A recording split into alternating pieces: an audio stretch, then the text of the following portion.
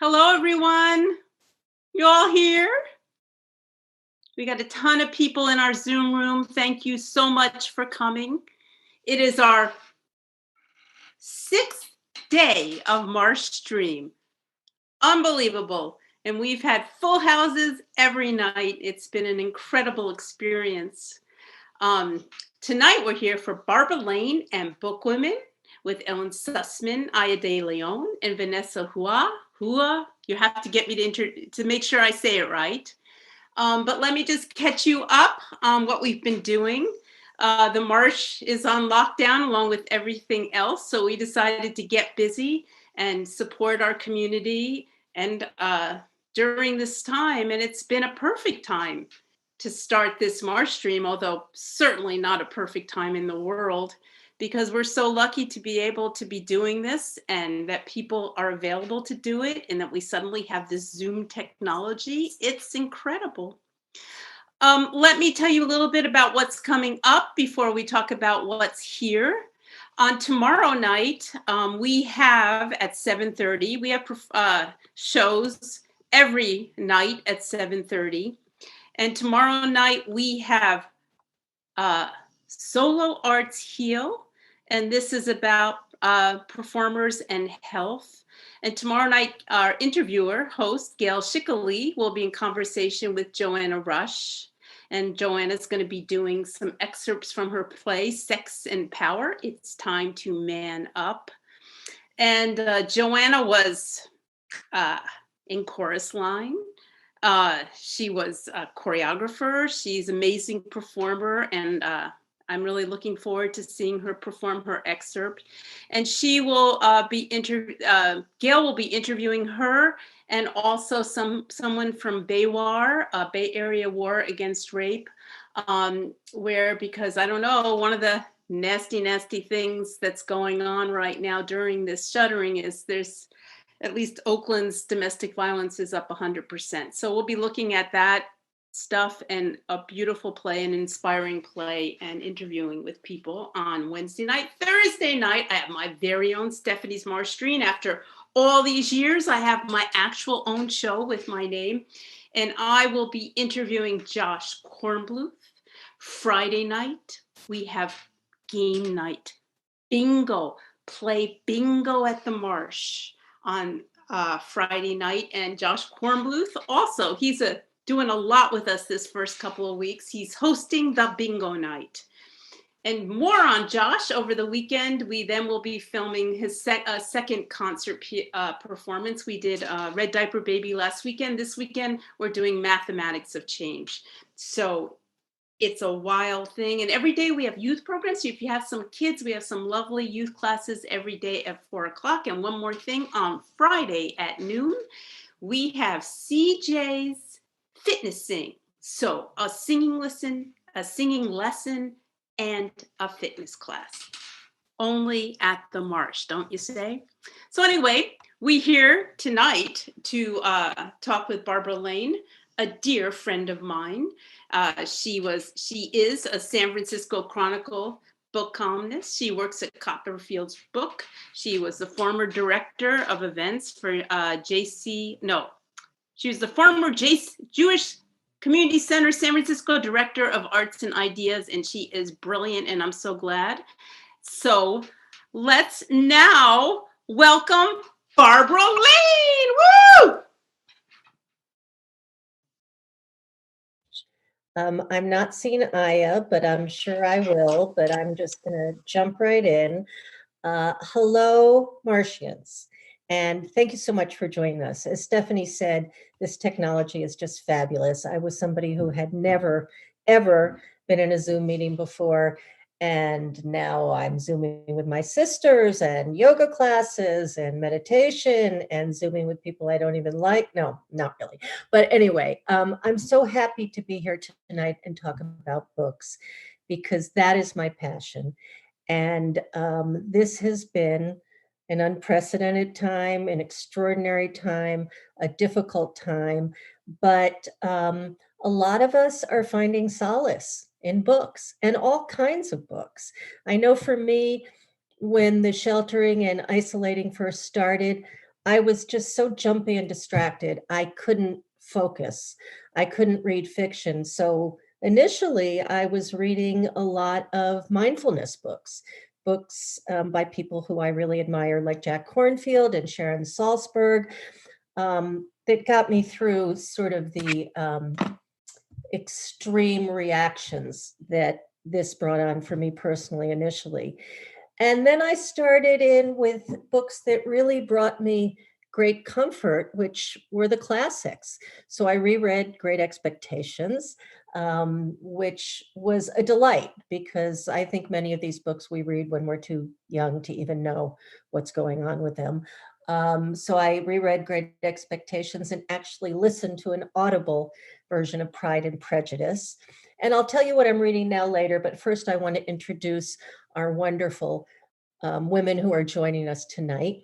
And I'm going to ask each of them to tell you something about themselves as writers or whatever they want you to know. So they will, in effect, introduce themselves. So let's start with Ellen Sussman. Ellen, tell our Zoom attendees what you want them to know about you. Hi, Barbara. Hi, everybody else, 100 people in all these squares. So lovely to see you all. I see a childhood friend in one of those squares and many students and friends.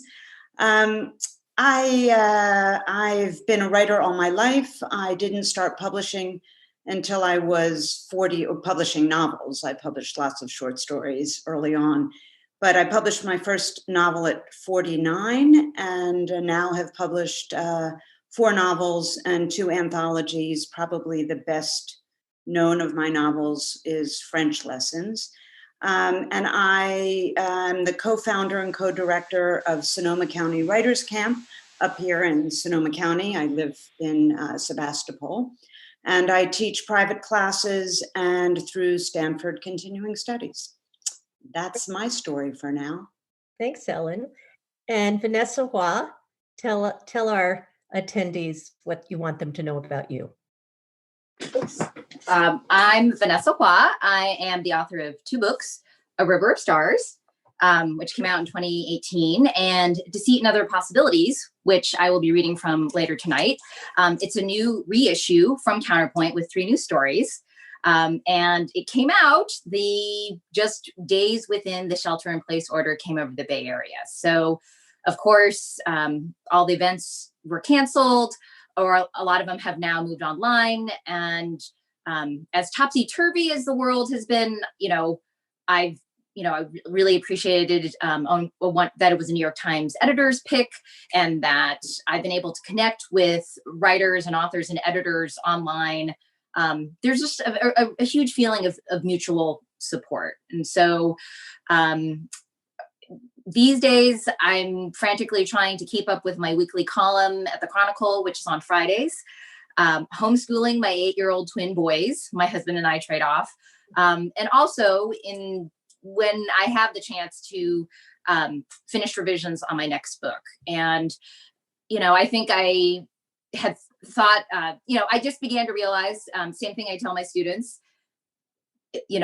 a few words become a sentence becomes a paragraph, and eventually I will get through those revisions I wanted to make. It won't be at the same pace, but nothing as it was right now. So I'm really looking forward to tonight's conversation. And let me just add, Vanessa, how pleased I am to see the reviews your new book is getting. I mean, I understand the sort of disappointment about the rollout not proceeding the way you thought it would, but boy, people are loving it, and that must be really gratifying. Congratulations to you. Thank you so much.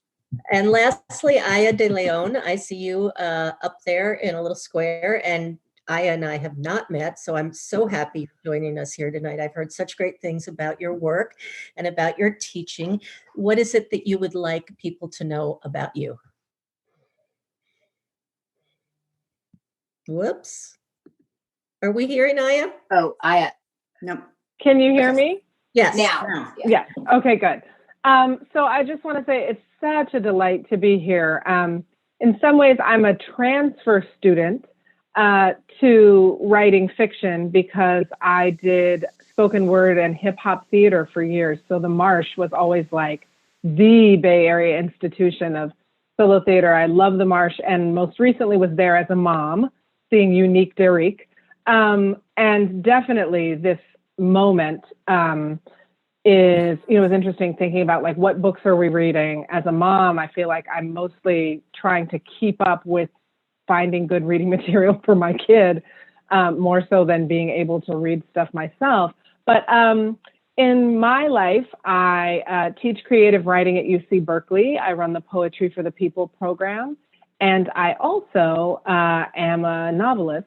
I have 4 novels out. The most recent one was actually the first novel published about Hurricane Maria in Puerto Rico. But it's part of a series called the Justice Hustlers series, which is a series of feminist heist novels. So I write kind of romantic suspense. And I have another one coming out early next year. It was pushed back and all this, called A Spy in the Struggle.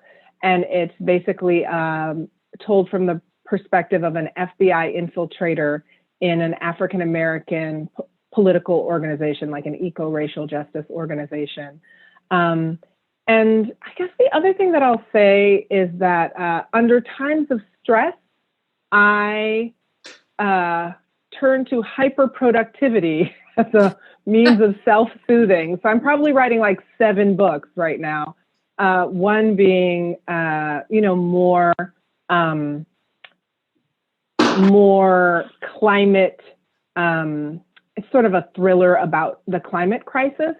But I'm also about to self-publish a children's book, which is, ultimately about the executive branch, and it's about a group of girls. It's called Equality Girls and the Purple Reflecto Ray. So it's sort of like a children's chapter book about a girl who develops a superpower whenever she gets angry about sexism, and laser rays shoot out of her eyes, and the president is coming to judge a tween beauty contest. So perhaps she'll find a way there to use her powers for good.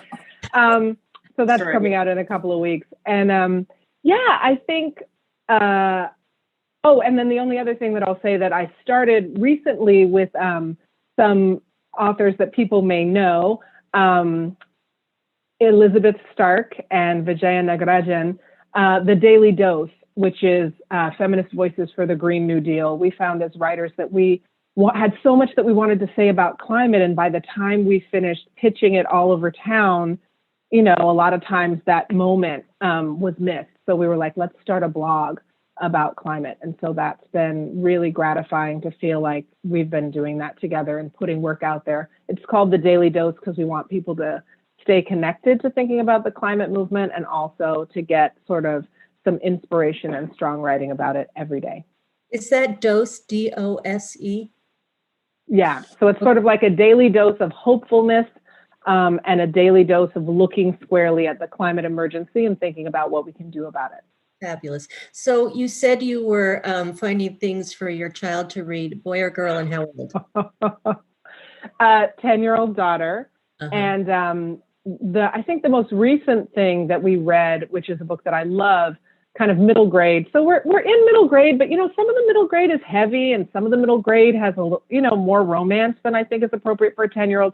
So I do not believe in censorship in the world, and I do believe in censorship in my home. Yes. So I'm doing a lot of vetting. Eventually she can read whatever she wants. But yeah, I've been looking at a lot of kids' books, listening to Audible clips, and looking at them online as well. All right. And in terms of talking about what you're reading now, please include Audible, because I was one of these people who I would never, and anybody who did was just with contempt. And now I'm never without a audiobook. And let me just say, as somebody who is a great fan and supporter of independent bookstores, not just because I've worked for them, but because they're important on so many levels.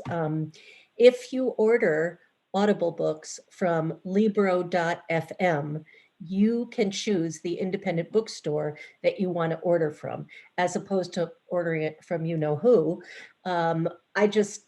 I ask you all as my own personal plea to please, anything you're reading or listening to, particularly during this time when bookstores are closed and these places don't operate with a big margin anyway, we really have to support them and make sure they come back, because I can't even imagine our world without our great indies. And here in the Bay Area, we have such a plethora of fabulous, strong independent bookstores. So that was the pitch, and I'll say it again probably before we're done. But Ellen, what are you reading? What are you reading during this very weird, surreal time? Well, first of all, my reading habits have changed during the past 4 to 6 weeks. I find that I have a hard time reading during the day. Writing is a different story, and I'll talk about that later.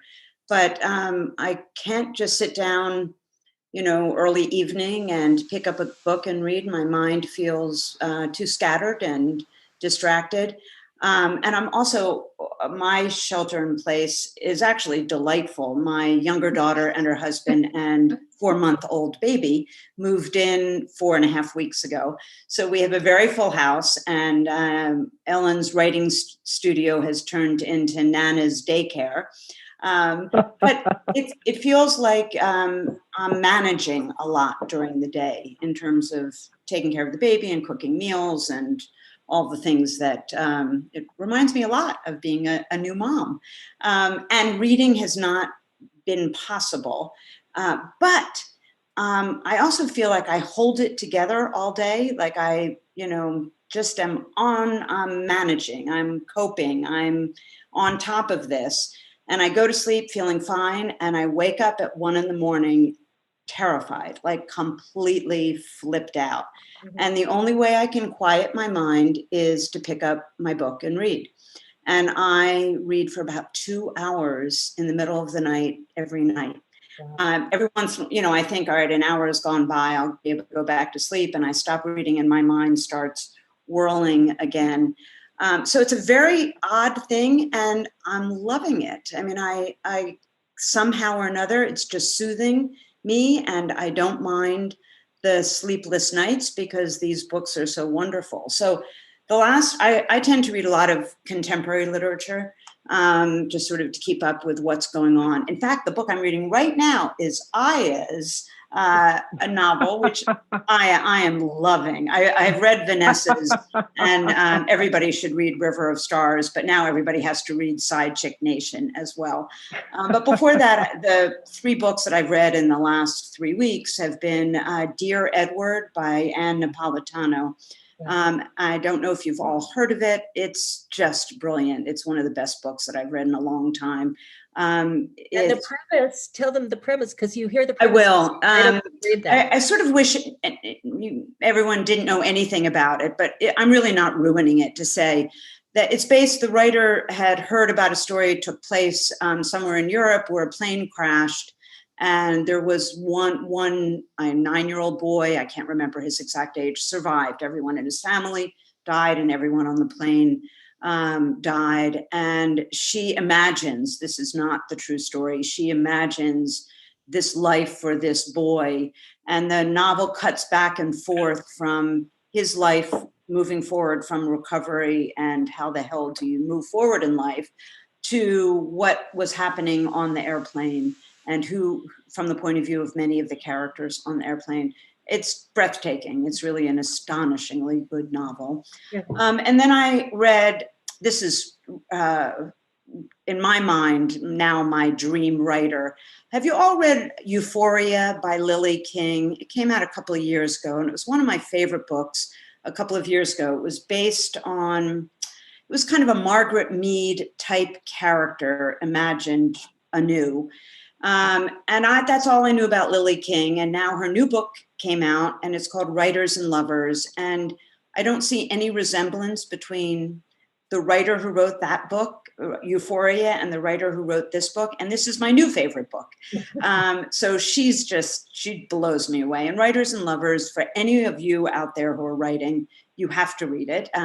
It's told from the point of view of a 31-year-old young woman who is grieving the loss of her mother, the loss of love, trying desperately to write in the midst of difficult times. So it rang true in many ways. And she's just wise and compassionate and develops a character you fall in love with.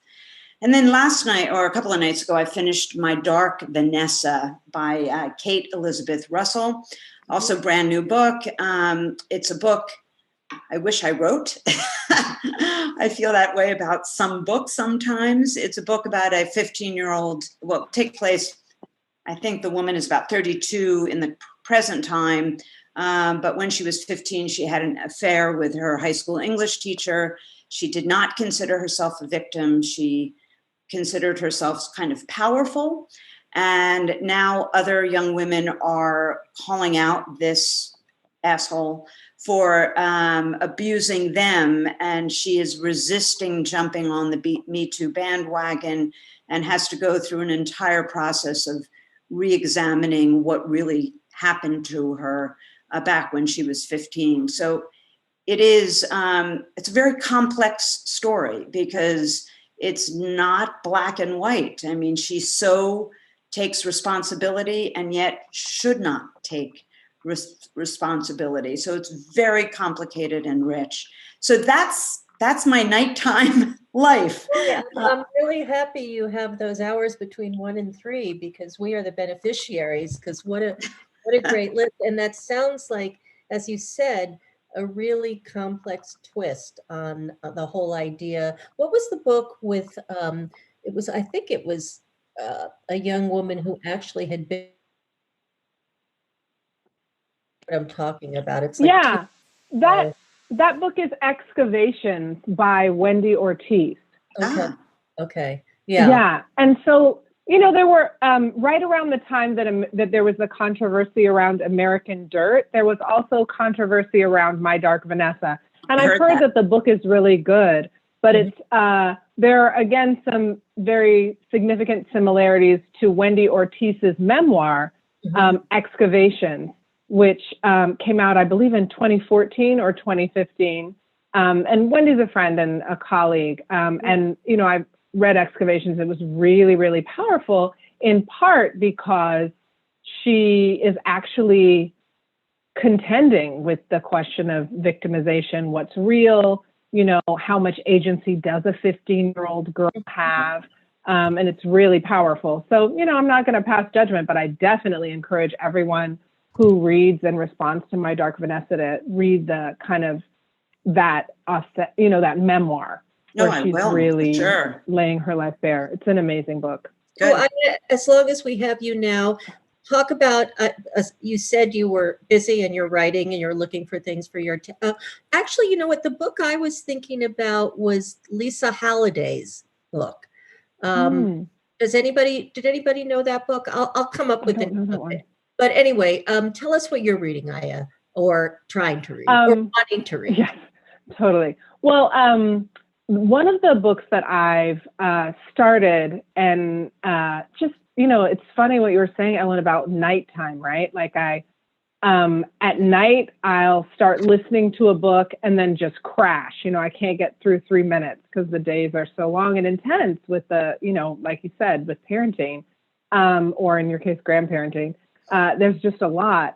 But then I also sometimes wake up in the middle of the night. So I've been reading Carolina de Robertis' Cantoras, which is just an incredible book. But it's also like, it's a dictatorship, right? Which is why I'm anxious in the middle of the night, because I'm afraid we're falling into one. So it's like in the middle of the night, I can't really read it to calm myself down.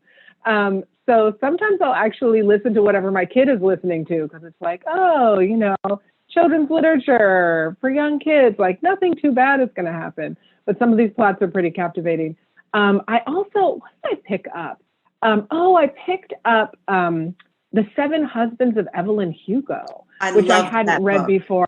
But I loved Daisy Jones and the Six. Me and too. It was like, me too. So good. And I have to say that, the funny story for me, I read Daisy Jones and the Six a while back. But a funny story for me about that was like, I'm listening to it on Audible, and now we'll be, of course, listening to it on something else. But at the time, and at some point I thought, like, I got confused, like, is this fiction? Is this nonfiction? I was like trying to Google Daisy Jones and find her, because it's so real, you know, and now, And it is fiction. It captures yes, the life. it became clear. Oh my God. The rock bands that many of us grew up following. I swore in my mind's eye, one of the characters was definitely Chris Christopherson, the voice. Right. But tell me the name. I did The Seven Husbands of Evelyn Hugo, which was that same author's book, previous book, and it's, right, which is really interesting. And you know, there's some similarities, although she's of a different era, right? It's in kind of the 50s. She's coming of age in the 50s. But, you know, clearly the author is talking about women's lives in the entertainment industry and, you know, kind of how it is that women, particularly women who later become like sex symbols, what does it mean to be a girl and grow into womanhood and have this kind of sexual charisma that people are interested in, and kind of figure out how you take charge of yourself in your life. So it's really, you know, I'm fascinated by the different eras that she's been writing in. It's a great book. Excellent. And by the way, just so I can get this out of my head and let it go, the Philip Roth sort of romanoclay that I was thinking of, Asymmetry by Lisa Halliday, but I'm so fascinated to learn about Aya's friend and the memoir she wrote. So this is great. Vanessa, you're up. Ooh, we can't hear Vanessa. Vanessa, can you unmute yourself? I think she's muted by the moderator. I just got released from the holding pen. Release me. Exactly. I'm like charades, like sounds like. Anyway, these are great recommendations. And I think, like many of us talking right now, you know, we're bombarded by the endless news stream that we, you know, feel like we have to keep up with. But, you know, it's gone in sort of a cycle in terms of like what I've been able to get my mind around. And I think in terms of a recommendation I could make for kids is with my 8-year-old boys, there's a disaster series called I Survived. And I don't know if any of you have heard of it. I remember being fascinated by disasters when I was a kid. I had this one book that had like a chapter on Pompeii, another on the Boston molasses spill.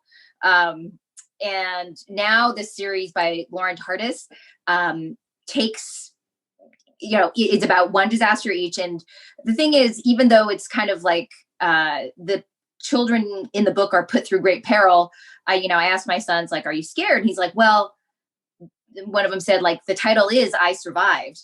So no matter what's happening to them, you know, in the end that it's going to be okay. So it's a bit of like history, social studies, and also science. So that's in the sort of my kid recommendation.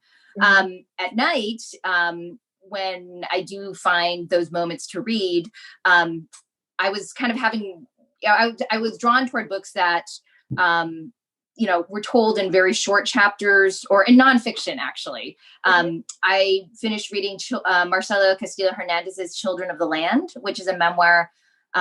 He's formerly undocumented poet and memoirist, and it's just so beautifully told, and the language is amazing.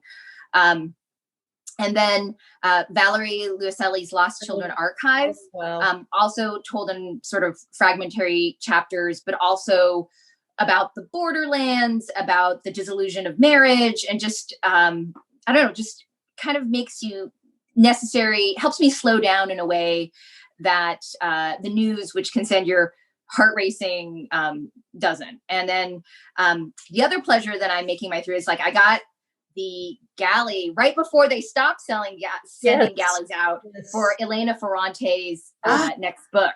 Oh my God. Yeah, The Lying Life of Adults. And it's actually the only galley I've ever received that is numbered. So I feel like if anything I need to be sheltered in place with, I'm very glad to have a copy of this book. And it is, you know, it's got her trademark twisted female relationships, affairs. And so it's good. I'm also watching the new My Brilliant Friend season 2 based on her quartet. So it's a good escape.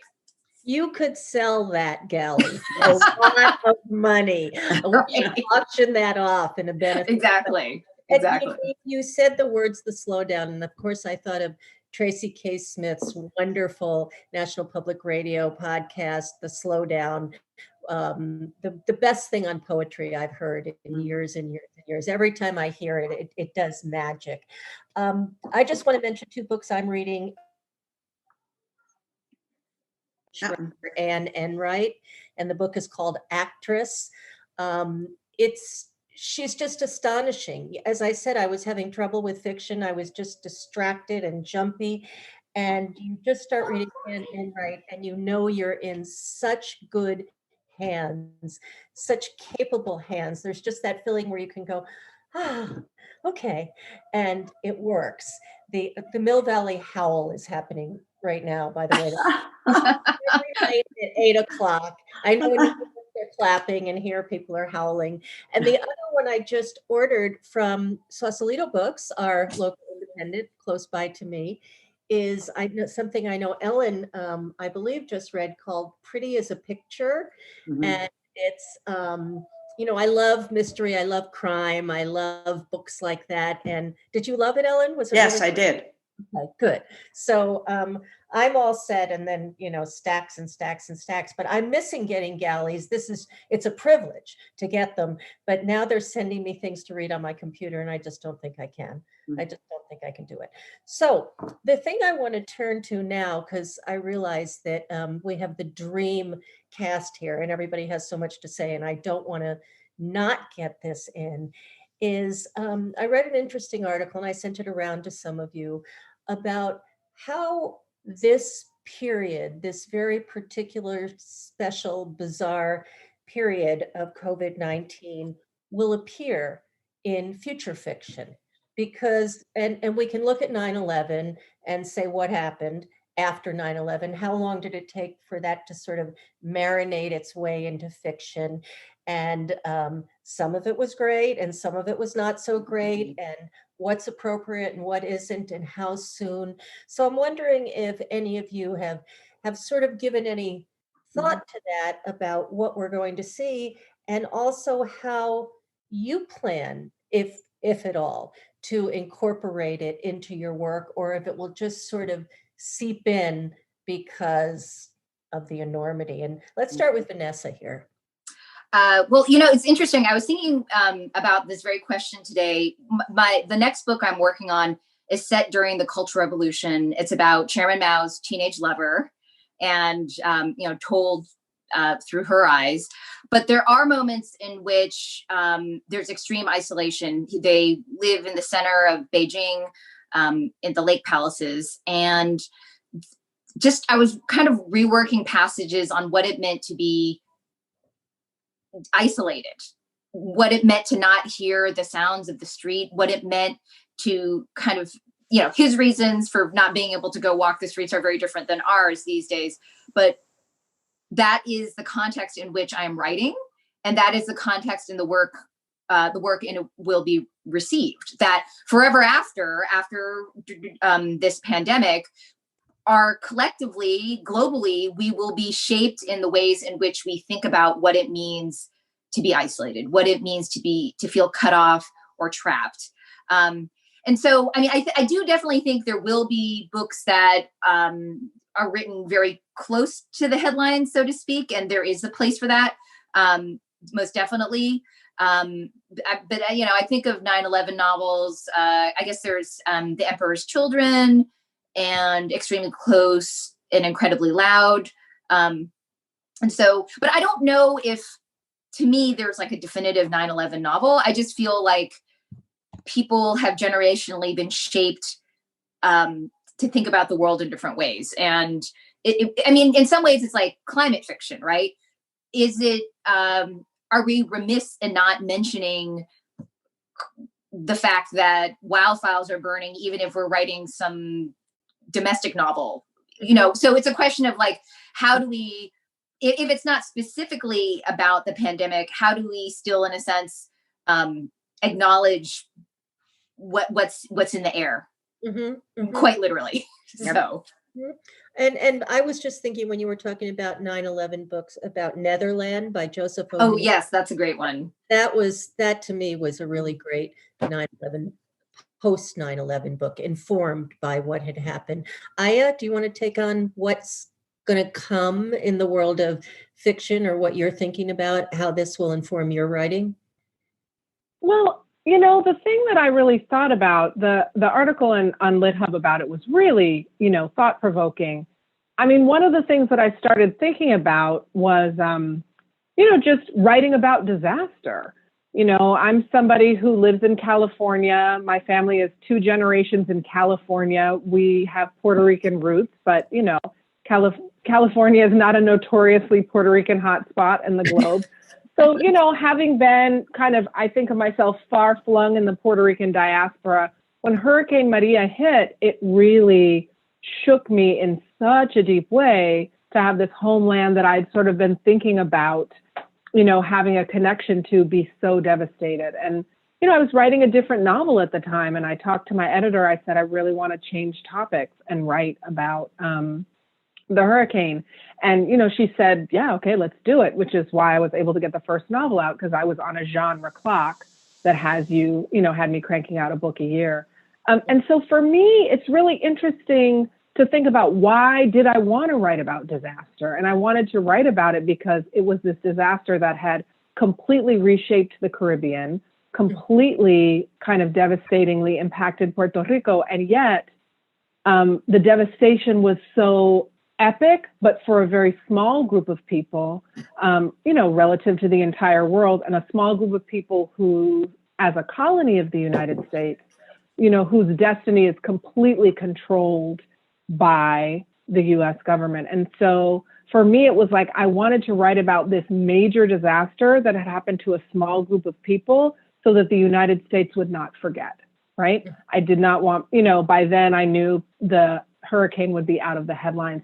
So I think part of it is, nobody's going to forget this pandemic. Like, it doesn't need to be remembered in the ways that some different international tragedies do, especially because, a lot of times people are writing in the West or in English about these different tragedies that happened in different parts of the world, in which the United States is very complicit, and it's about kind of telling the truth about what we've experienced.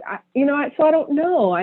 I'm trying to imagine what would be some places to illuminate about the pandemic. Like, I worry that we'll get a lot of sort of, white middle class, urban family working at home novels that, and kind of the domestic struggles of these people, when ultimately there's not as much at stake for them, right? I wonder what would be the places that we would want to illuminate. Like, if we look at sort of the devastation in urban areas, or, among African-American folks in Detroit, or, there may be places that really aren't getting the kind of news coverage now that we would want to illuminate. But I think that to me is the question. And I was talking to my editor yesterday, and I was saying, I'm sure that something about the pandemic will pop up in the different books that are going to be of mine that are coming out in the next few years, but they will be centered on the pandemic. It's like I write about communities of color that are really beleaguered by any number of things. And really, I can write in the pandemic as like one of the many things that have come to devastate any of the given communities that I'm writing about, the economic devastation, the ecological devastation, climate emergency devastation, pandemic devastation. So I think for me, I'm already sort of writing about a bunch of hard things, and it's in contemporary novels. So it will definitely get folded in to that onslaught. I was reminded, Vanessa, when you were talking about writing about climate, of Jenny Ophil's book, Weather, which is talking directly about that. And it's a fascinating book, and she's a really interesting writer to watch. But Ellen, you want to weigh in on this question? Sure. I've actually been talking a lot about it with my students lately in different ways. So some of my students feel overwhelmed by what's going on in the world, and they say, why I'm in the middle of writing a comedic novel about whatever, why bother? And I say, we need those. We need entertainment. We need relief. And somebody else says they're writing a domestic novel that, is about a love affair. And my God, if you're sheltering in place with a domestic partner right now, you are looking very closely at love and the complications of love. I think there are all kinds of ways in which we writers will pay attention to things differently. Because, the role of art is to look at things, to shed light on things that people don't normally take note of. They don't normally notice. And right now, I feel like we're noticing everything. So the pandemic is fueling, I think, a lot of creative energy. So I started a new novel a week ago, which I'm just thrilled about. I've been working on a novel for about 3 years, and I'm so glad to send that off. I don't know what's going to happen with it, but I'm sick of it. And I had a bunch of ideas of what I wanted to write about. And in the end, I'm writing a novel that has to do with the Sonoma County fires. And it wasn't until, Barbara, you invited me to this and set this up that I thought, well, I'm writing about a disaster, right? I'm writing about what happens in our lives when the world as we know it is altered, and altered so substantially that life cannot go on as it once did. And everything I know about this moment will go into that novel, even though I'm not writing about the pandemic, in the same way that the person who is writing about, what they think is a little love story they may also find so much more material from what they're experiencing right now. I hope that it takes a while. I just saw today that already in Italy, some novels about the pandemic are being published. Did you all see that? There was something in the New York Times. Or there was someone who had a pandemic novel and no one would acquire it because it seemed too unbelievable, and now it's coming out. Oh my God. I think nobody's going to want to read that right now. Would you want to read a novel about a pandemic right now? Oh, wait. Or actually, I just read something in the Chronicle. There's someone who's live blogging her novel or a YA novel about it right now. Right. So I think it's enough that we're living it. And I think that we as writers should be looking around and saying, what am I feeling? Write about isolation. You had mentioned that. Write about loneliness, write about silence, write about all the things that we're experiencing and put them into other stories, because I don't imagine that we're going to want to read about a pandemic anytime soon. No, absolutely not. Vanessa, I know you have something you want to read, and so I want to get to that.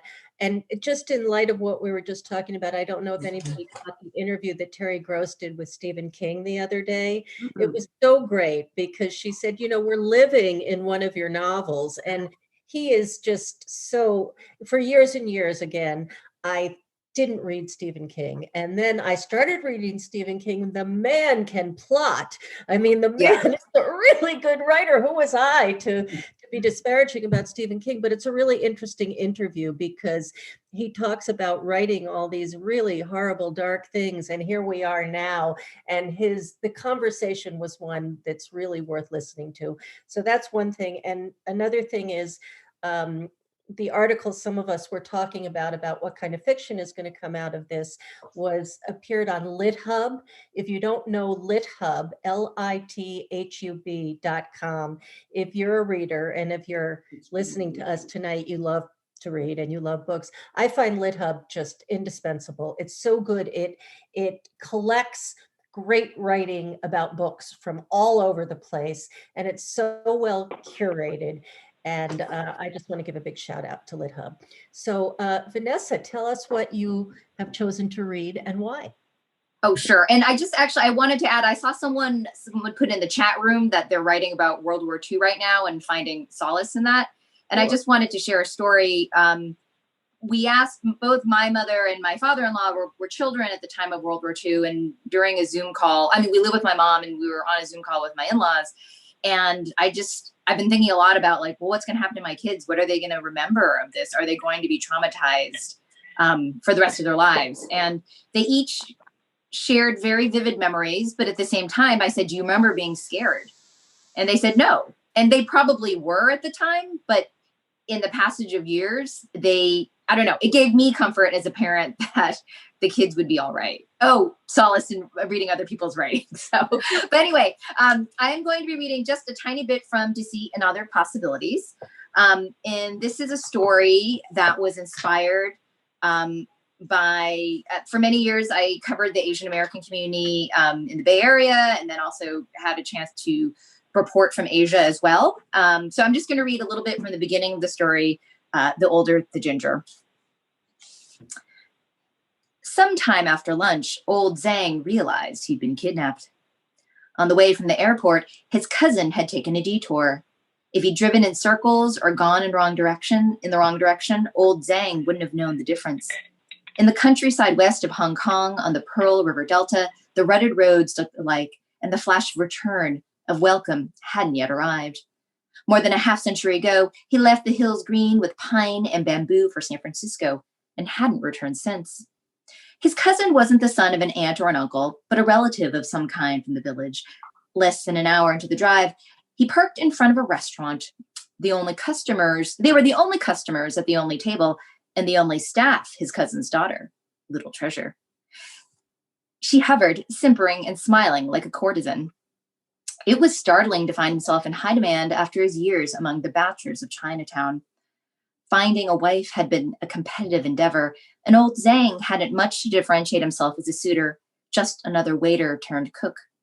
Then his mother had written, insisting old Zhang marry. She was 93. He was 76. Come back, she told him. Come back and find a wife. Very nice. So, thank you. Thank you so much for reading that. That's just wonderful. I just want to mention that we would love to take some questions from the chat room. I see a lot of comments, not too many questions. Vanessa referenced the question or the comment about World War II. And I'm just looking now to see if there's anything.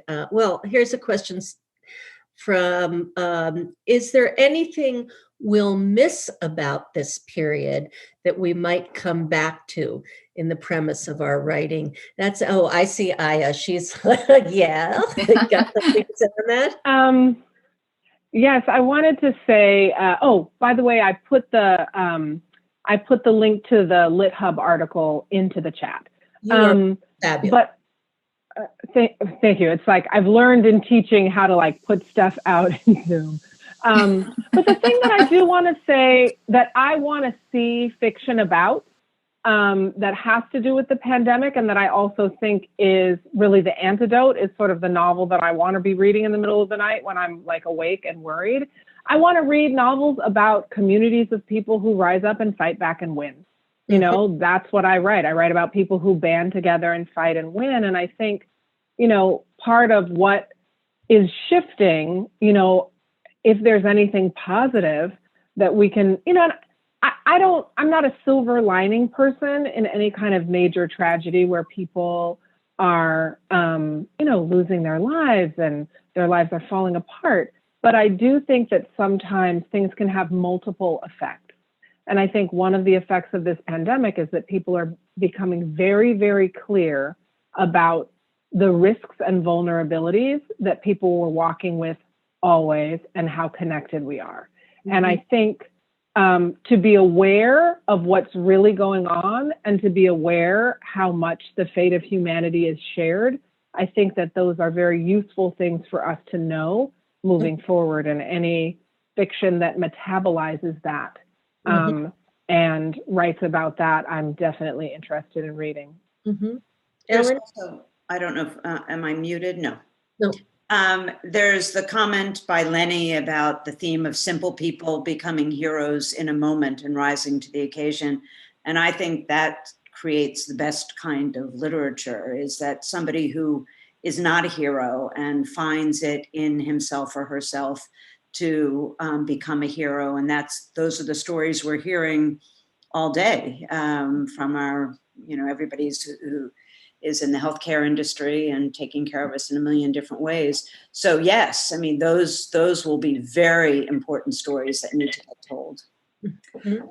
And and definitely I agree. You find your way in through the individual, through the community, but I think there also needs to be a nod to the systems of power that account for how we ended up in the first place, having to come together like that. I mean, I think that's something that I've become more conscious of as a writer, that you have to you're not writing a treatise in your fiction, but you have to kind of understand well, why did this come to be? And there's always a more complicated explanation, a more artful explanation than what may be at first glance. Mm-hmm, mm-hmm.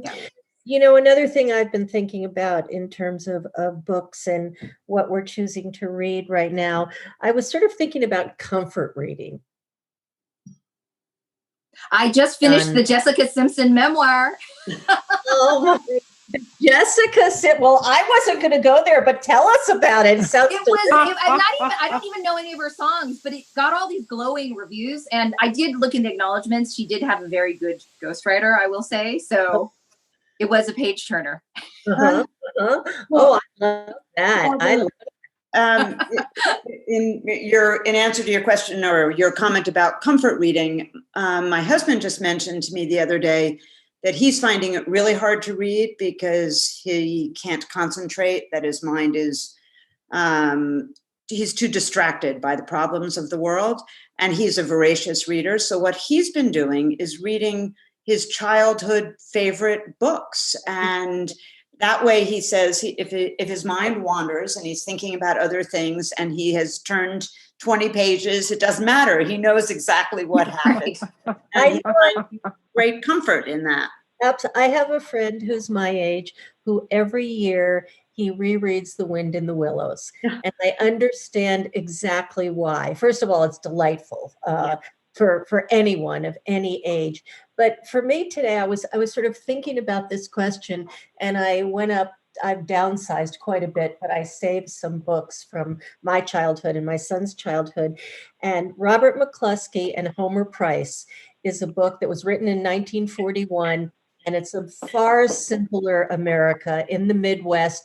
I grew up on the East Coast. I'm a Jewish girl. This is nothing like my life, but there is something about the simplicity of this book that just gives me comfort, and I can just sink into it. And then there are illustrations, and Robert McCluskey was such a great illustrator. So I think sometimes we find comfort. And again, if I read a Donna Leon novel, which is Inspector Brunetti, is it Brunetti, in Italy, in Venice, and what they're having for lunch and all, it's just something that lets me just take a deep breath, and all is fine with the world. Right. Absolutely. Right. Yeah. Well, we're coming near the end of the time. So anybody want to give any final thoughts or ideas? I think we're going to try and get all of the recommendations that were made this evening out to you somehow. I didn't write them down, but hopefully someone did, or hopefully everybody can remember the books they recommended. And I will say, it's possible that next month at the same time, we'll have another book-related program, but Stephanie will. This is anybody, last words? Aya, Ellen, Vanessa, anything you want to leave people with? I just saw Christine's comment that she's really drawn right now to movies and books about pandemics. Yes. And I think that's so interesting. That would be the last thing that I would want, but I have not really thought about whether other people are. So are there lots of other people who are reading and watching pandemic stories? I'm not, but everyone seems to be watching that Contagion, where Gwyneth Paltrow expires in the first. Yeah. Oh, but I saw this before the pandemic hit these shores, but I would recommend Train to Busan, where the pandemic is a zombie pandemic, and it is so It's like every fear it's like every metaphorical fear we have is like put on the screen. Like we are in a zombie pandemic right now. I see that somebody else is reading Unorthodox by Deborah Feldman, which was just a fabulous series on Netflix. So wonderful. It's just fantastic, based on the true story by Deborah Feldman. And I have read quite a few national publications where people are talking about Camus' The Plague. Again, not what I want to read right now, but certainly there's a lot of conversation. And Vanessa, you'll be pleased to know that somebody else really liked the Jessica Simpson memoir. Oh.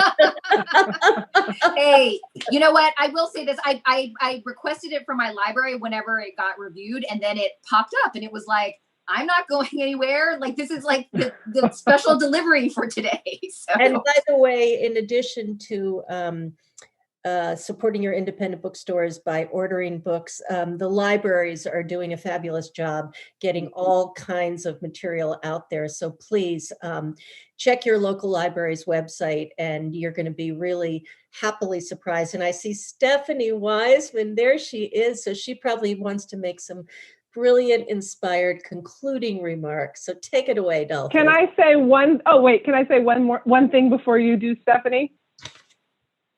I'm still, okay. Yes. I just want to say, I loved what you said earlier, Barbara, about genre, that kind of like Stephen King and genre books for years kind of seemed like, oh, is that trash? I think this is a great time for genre because genre can be incredibly comforting. Right? To the degree that there's tropes and there's expectations. I just really want to say to everybody, like, feel free to take this opportunity to expand your mind in a million ways and also feel free to just comfort yourself with whatever you find comforting. People have genres that do it for you. If you like mystery, do that. If you like horror, I don't get it, but do that. If you like romance, do that. Whatever it is, because the genre is basically about the same story over and over that we find somehow compelling and satisfying every time. So, that's why I write genre, because I find it compelling to write. And whatever genres you like, give yourself permission. Give yourself a break. Absolutely. Great. It's hard enough to get through the day. So whatever gets you to the next day. So a lot of ice cream. Yeah. Stephanie Dahl. Well, what an interesting, informative, creative conversation in all those books. I think we're gonna we might try and find an intern. We have an intern who can go through the recording and get all the books listed that you've all discussed, because I want to know every single one of them. Yes.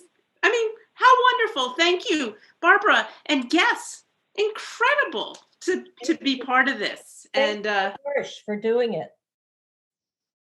Thank you, Marsh. Thank you, Barbara. Thank you, authors.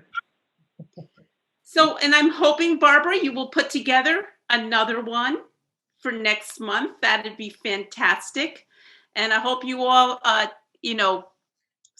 come back to the MarshStream every night. It's a place to have, it's a place maybe that you don't have to feel anxious, and a wonderful place. And there is a tip jar in case anybody wants to support us, because frankly, the Marsh is about 75% ticket sales if you don't include our youth program, which is fully funded. So you can imagine there's 75% of our tickets are not there. So any support you want to give us, and support to the books and the bookstores, support what you can, and have the time and use the time for what's important to you all.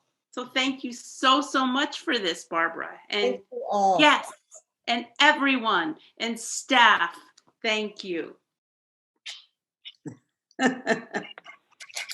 Bye-bye. Thank you. Thanks for coming. This is great. Yeah. Great audience. Nice crowd.